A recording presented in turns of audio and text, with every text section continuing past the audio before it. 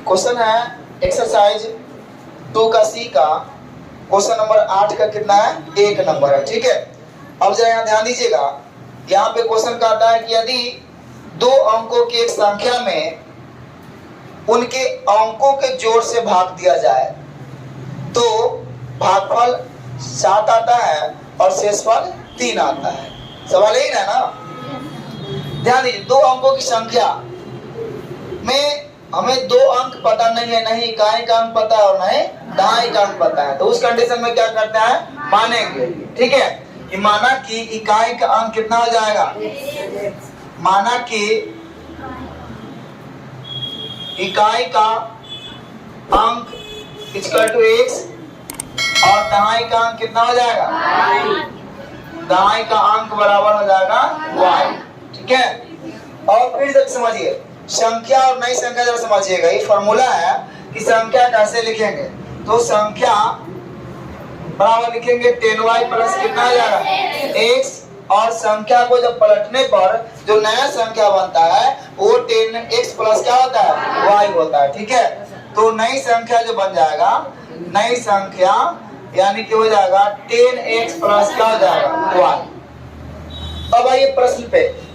प्रश्न कहता है कि दो अंकों की एक संख्या में उनके अंकों के जोड़ से भाग दिया जाए।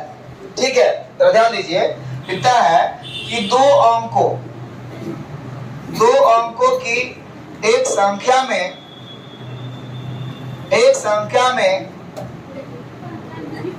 अंकों के जोड़ से भाग दिया जाए, अंकों के जोड़ से भाग दिया जाए, अंकों को जोड़ से भाग दिया जाए तो भागफल कितना आता है 7 आता है। तो भागफल 7 आता है और शेषफल कितना आता है 3 आता है, नहीं, और शेषफल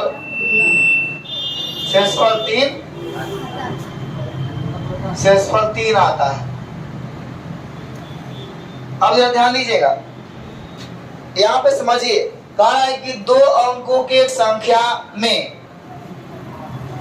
अंकों का जोड़ से भाग देने पर। ठीक है, अगर फिर से इसको वैसे बना के देखते हैं कि दो अंकों की संख्या, तो दो अंकों की संख्या मेरा क्या है 10y प्लस कितना है 10y प्लस x है। ठीक है, कि दो अंकों की संख्या में अंकों का जोड़ से भाग दिया जाए, तो अंकों का जोड़ कितना भाग देना है ना, तो अंक क्या है वो x और क्या है y है।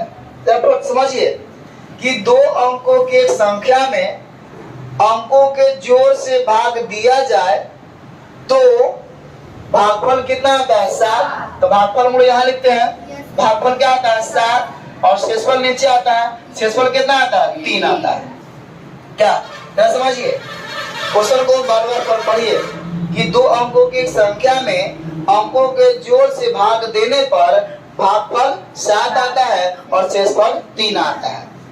अब इस प्रकार से जब लिखेंगे तो यहाँ जो होता है क्या होता है भाज्य होता है, और यहाँ क्या होता है भाजक होता है, यहाँ क्या होता है भागफल होता है, और यहाँ क्या होता है शेषफल होता है ना।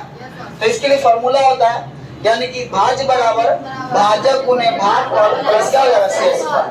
नहीं, यानी कि इसको मैं ऐसे लिख सकते हैं, यहाँ पे प्रश्न से आएंगे तो यहाँ लिखेंगे 10y प्लस x बराबर x प्लस y गुने कितना 7, यानी कि x प्लस y और गुने 7 और प्लस कितना 3, यानी कि भाज्य बराबर भाजक गुने भागफल प्लस शेषफल।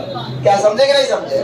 तो यहाँ पे जो है इस प्रकार से सवाल देखिए, आगे बढ़ते हैं। ठीक है, अब देखिए ये जो है 10y प्लस x बराबर जब गुना करें कितना होगा 7x प्लस कितना हो जाएगा 7y प्लस हो जाएगा, नहीं प्लस कितना 3 आया सामने। अब जरा ध्यान दीजिए, ये x है इधर x है, इसको इधर बुलाएंगे तो क्या हो जाएगा x माइनस 7x हो जाएगा, प्लस क्या हो जाएगा 10y और माइनस क्या हो जाएगा 7y बराबर क्या हो जाएगा 3। ठीक है, x और माइनस कितना है 7x, यानी कि घटेगा तो क्या होगा माइनस 6 हो जाएगा, और 10 में से 3 घटेगा कितना होगा 10 में 7 कितना होगा 3, यानी कि 3y बराबर क्या बच जाएगा जी।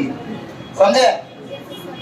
अगर दोनों में से कॉमन लेते हैं, ठीक है, तो दोनों में से अगर कॉमन लेंगे तो -3 अगर लेते हैं तो 3 दूना कितना हो जाएगा 6 और माइनस प्लस क्या हो जाएगा माइनस और 3 एकम 3 यानी कि y इन हो जाएगा बराबर क्या हो जाएगा 3, यानी कि 2x माइनस y बराबर 3/-3 कट जाएगा, एक बार में कट जाएगा नहीं, यानी कि 2x माइनस y बराबर -1।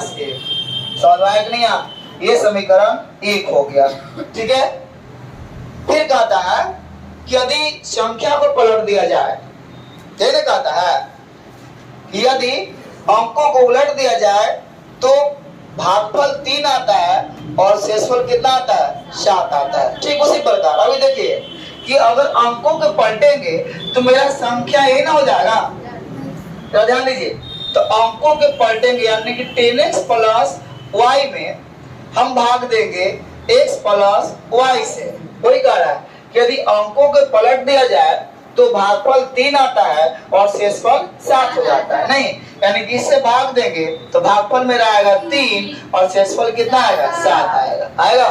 चलिए अब आइए प्रश्न से, यहाँ देखिए अकॉर्डिंग टू क्वेश्चन इसमें जो है कह रहा है कि यदि संख्या को पलट दिया जाए और फिर x प्लस y से भाग दिया जाए तो भागफल कितना आता है 3 आता है और शेषफल कितना आता है 7 आता है। ठीक है, तो यहाँ फिर लिखेंगे यानी कि 10x प्लस y बराबर x प्लस y से भाग देना है तो भागफल कितना आता है 3 आता है और शेषफल कितना आता है 7 आता है।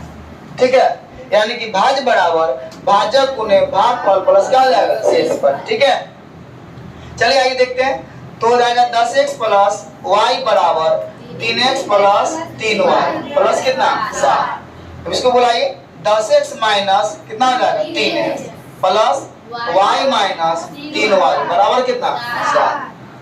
10 में से 3 गया 7, 7x माइनस 2y हो जाएगा बराबर कितना 7। समीकरण क्या हो जाएगा 2। ऐसा होने अब आइए देखिए समीकरण 1 और समीकरण 2 से बनाएंगे, नहीं समीकरण 1 और समीकरण 2 से। तो एक समीकरण क्या है 2x माइनस y बराबर -1, दूसरा क्या है 7x माइनस 2y बराबर 7 है ना। समीकरण 1 और समीकरण 2 गुना करेंगे, यहाँ क्या 7 है तो यहाँ किसे गुना करेंगे 7 से, यहाँ 2 है तो किसे गुना करेंगे 2 से। गुना करेंगे तो 7 दूना 14x प्लस माइनस तो माइनस 7y और बराबर क्या हो जाएगा -7। इससे गुना करेंगे कितना होगा 7 दूना 14x माइनस 2 दूना 4y और 7 दूना 14 कैंसिल हो जाएगा। साइन चेंज करेंगे माइनस प्लस और माइनस, इससे कैंसिल हो जाएगा। 7 में से 4 घट जाएगा यानी माइनस कितना होगा 3y, इधर कितना हो जाएगा -21, माइनस से माइनस कैंसिल हो जाएगा। y का मान आएगा 22 बटे कितना 3 सते 22 यानी कि y का मान कितना आ गया 7। y का मान 7 आ गया, तो अब हम y के मान रखेंगे तो किसका वैल्यू आएगा x का। ठीक है, तो हम लिखेंगे y के इस मान को समीकरण 1 में रखने पर। ठीक है, तो ध्यान दीजिएगा y के इस मान को समीकरण 1 में रखने पर, अब मेरा समीकरण 1 क्या है 2x माइनस y बराबर -1 और y के मान 7 है तो 2x माइनस क्या लिखेंगे 7 बराबर कितना -1 यानी 2x बराबर -1, इधर माइनस उधर जाएगा क्या हो जाएगा प्लस 7 हो जाएगा। यानी 2x बराबर 7 में से घटेगा कितना 6, x का मान 6 बटे कितना हो जाएगा 2, 2 त्याग कितना हो जाएगा x का मान कितना आएगा 3, x का मान आ गया 3। अब फिर सवाल है तो कहता है कि संख्या बताइए क्या है, नहीं तो संख्या क्या होता है 10y प्लस कितना हो जाएगा x, यानी कि 10 तो होगा 10 तो होगा और y के मान कितना है 7 तो गुने क्या लिखेंगे 7 और x का मान कितना 3 यानी 10 सत्ते 70 और जोड़ 3 कितना हो जाएगा 73। इस प्रकार से जो है संख्या निकलेगा। ठीक।